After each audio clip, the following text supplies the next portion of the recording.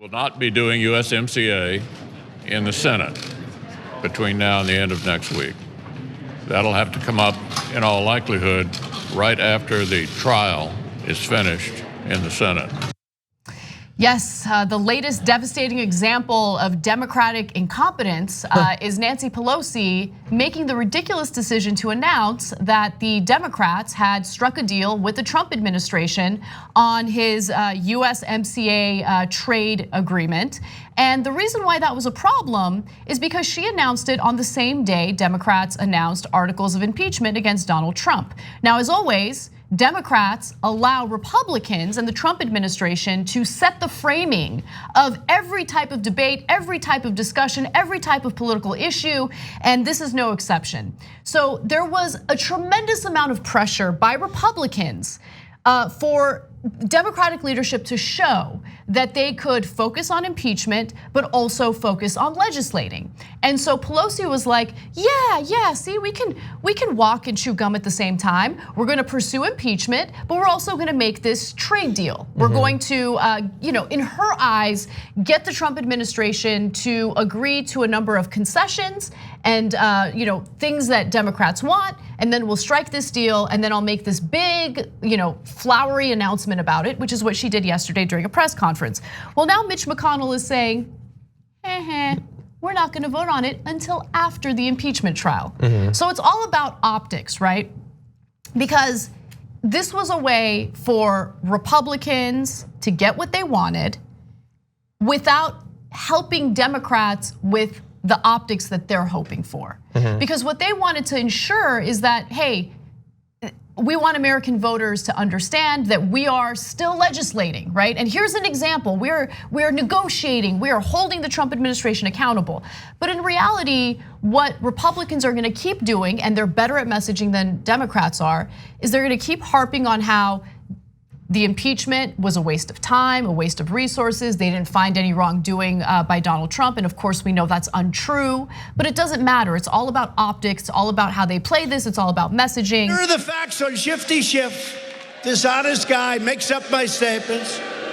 He said, the president of Ukraine repeatedly declared that there was no pressure, but he didn't want to say that. We said, say it, you crooked bastard, say it. After years of waiting, many years, many decades, they've been looking for this. And then we got it done, and we've been waiting for a long time for Nancy Pelosi to announce USMCA. And she did it on the same day that they announced that they are going to impeach the 45th president of the United States, and your favorite president, I think.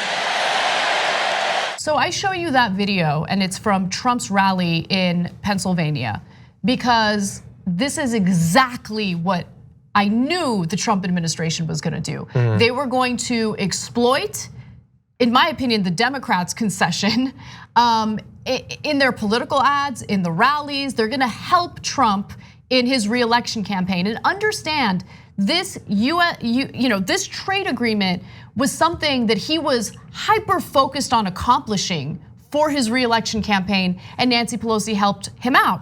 And so, look, I'm not the only one saying this. There's a tweet that just perfectly summarizes exactly what I've been trying to communicate to our audience and to Cenk. So this is a Bloomberg congressional reporter, Eric Wasson, and he says, this will allow Republicans to continue to attack Dems for stalling USMCA due to impeachment over the holidays. Yeah, hypothetically they could come back and say, we've proved that you could literally vote on it today. I know they're not going to because they're terrible at communicating. I think I agree with you on the specific way it was rolled out, the specific timing it was rolled out. It should, in a perfect world, in a rational world where optics wasn't everything, it shouldn't matter. Hypothetically, you could move to impeach the president and move forward on an important piece of legislation on the same day because the president is an important person in this country, but he is not everything. And hypothetically, if it was a good bill, it matters for like your constituents and all of that. But yes, Mitch McConnell's not interested in doing absolutely anything. And if the idea was, we want to make sure that people know we're still doing the important work of governing in this country, they can continue pointing to the like 400 pieces of legislation that they've already passed this year that the Senate is not picking up any of. Yeah, but that would require an understanding of effective messaging. And Democratic leadership has failed on that front time and time again. And look, one other thing that I actually disagree with Cenk on. So Cenk made this argument yesterday about how, no, look, don't be too critical of Democrats if they're willing to work with Republicans on issues that matter, right? Now, he wasn't trying to argue that this trade agreement is a good one. It is slightly better than what we had with NAFTA, slightly. But remember, there is no legislation yet. It's not as though the Trump administration has written hundreds of pages of legislation and they've already gone through these debates and these negotiations and now it's gonna be signed into law. No, the actual legislation hasn't even been written yet. So what Pelosi agreed to was a handshake agreement. Who knows what the final legislation is gonna look like? Who knows what the final policy is gonna be? My point is, she allowed Republicans to set the framing and she responded to their framing, which was pressure to prove that the do-nothing Democrats are actually doing something, right? And then why? Why do they always do this? Why do they fall for their framing? Why? I think because a lot of them are, this is not attacking people who are older, but people who are older who've existed in a context for a long time get used to it and think that that's either the way things are supposed to be or at the very least that's how things are. And so perhaps they continue to act as if they were still in the political realities of the 90s. Or like Biden, they act like we can return to that political reality. I just think that Democrats need to be smarter and they need to have better political instincts because look, if this was a huge progressive win, right? If the trade deal, if there was written legislation, they had debated it, they had negotiated it, and it had real protections for American workers, then I would argue, okay, in those cases where you're not about to be played for a fool, definitely, it's okay to work with the other side. But that's not what was happening here. It has some relative improvements or protections. Exactly, so we talked about those improvements or protections on yesterday's show when this story made news, but I'm gonna share them with you again. But I also wanna reiterate, this is not in any legislation yet. So again, we don't know what the final legislation is gonna look like. So among the provisions that Democrats got added to the deal were tougher patent and price rules on pharmaceutical companies. So they're trying to ensure that patents aren't so lengthy that generic drugs aren't available on the market. More stringent enforcement of labor rights in Mexico specifically, and greater restrictions against outsourcing of jobs to Mexico, and 12 weeks of paid parental leave for federal workers.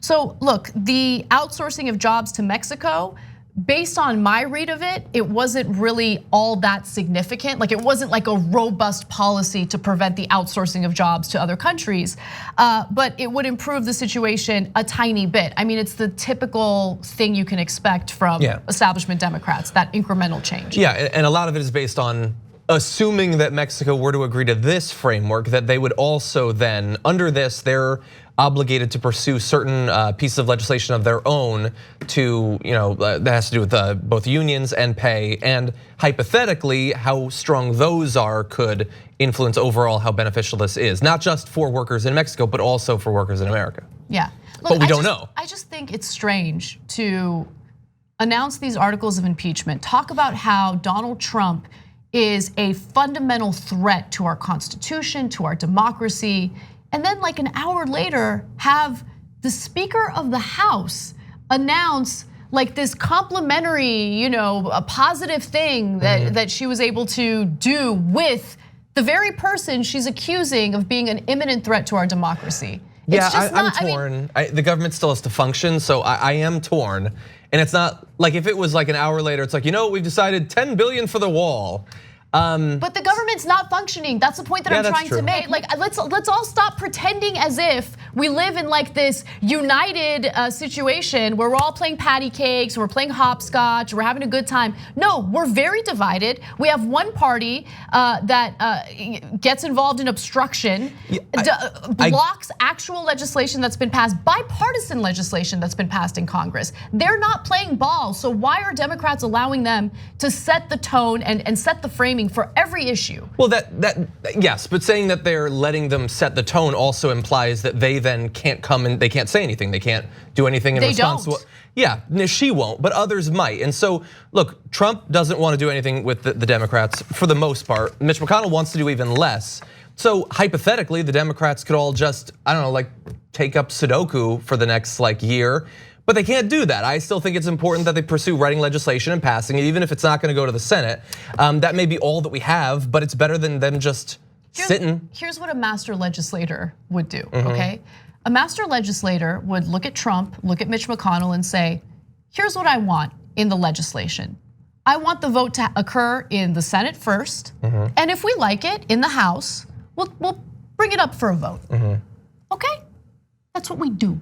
Right? Like, why are you, anyway, okay. Prematurely agreeing to something that's not even on paper yet. Because the idea is that I think, look, this is just play devil's advocate. Obviously, I don't agree with Nancy Pelosi's political strategy, but I think she would say that hypothetically, if they pass it in the House, then you could potentially have a media cycle where all the media is like, Democrats are making progress on this. This has these little improvements or whatever, and Mitch McConnell isn't doing anything about it. So hypothetically, if the media were to play ball, then it could look good for the Democrats. I think that's the strategy. It's a dumb strategy. So let me go to Mitch McConnell's tweets. I'm sorry, maybe I, like Brett disagreed with me on this. It seems like you're kind of disagreeing with me, and it blows my mind. It really blows my mind. I can't understand how anyone thinks this was a good idea.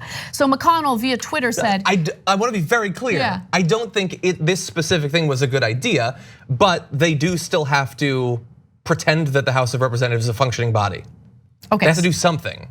So McConnell tweets, Democrats' impeachment obsession has delayed crucial governing responsibilities to the 11th hour. Funding for the federal government, money for our troops, must pass legislation for national defense, basic bipartisan work for our country that Democrats have been blocking. They're just gonna straight out lie, guys. You have one side that's not interested in playing fair. They're not interested in legislating. They're not interested in doing what's best for the American people. They're interested in their own political careers. So much so that they will put our Constitution on the line and our democracy on the line just to preserve their political careers and to defend Donald Trump.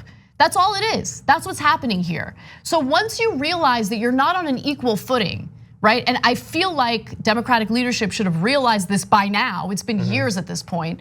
That should inform your decision on how to proceed forward. Don't give Donald Trump a win, especially when we're in the middle of an election. Thanks for watching the Young Turks, really appreciate it. Another way to show support is through YouTube memberships. You'll get to interact with us more. There's live chat emojis, badges. You've got emojis of me, Anna, John, JR. So those are super fun. But you also get playback of our exclusive member-only shows and specials right after they air. So all of that, all you gotta do is click that join button right underneath the video. Thank you.